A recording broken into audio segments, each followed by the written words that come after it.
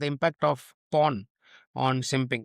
A lot of people will be thinking, how is, let's say, porn viewing or viewing half naked women on Instagram affecting you? The nervous system problem at the root of simping is often accelerated by habitual porn usage. And this is not a moral issue, it's a neurological one. So I'll give you some real reasons why porn will lead to suboptimal behavior when it particularly comes to interactions with women.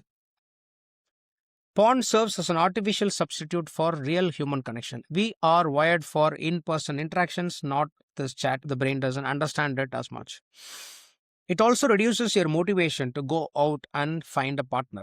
Now, in real world, in even let's say till about 1990s or 2000s, till Instagram came and you started dating online, people actually sought out women on the streets. It was either in the workplace or in the place they lived. It could be in the college, it could be at the workplace. But men actually sought out, and women gave hints, dropping their handkerchiefs or looking at him and smiling. Indirect subtle hints that a man should be reading. But in the absence, and it takes guts for a man to go and approach a girl, and the girl knows it too, because it's quite intimidating to approach a girl, particularly when he finds her attractive. But if you're watching pornography and looking at beautiful women there, it will not motivate you to go out and seek a partner. Number three, it increases time preference by training your brain to seek small, short term satisfactions rather than larger, long term rewards. Now, one thumb rule in life is to look for long term gratifications. Anything short term which gives you immediate reward is ideally not very good for you.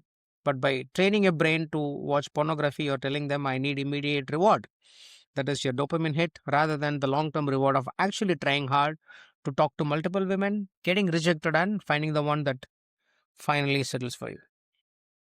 Number four, it leads to behaviors that closely mirror addiction. Of course, pornography is also a form of addiction. In fact, 99% of the men across the world watch pornography.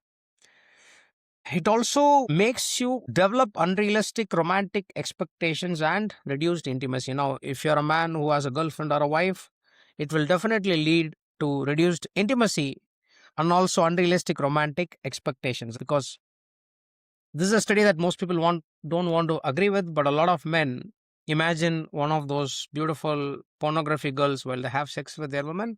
That's about more than 90% of the men do that.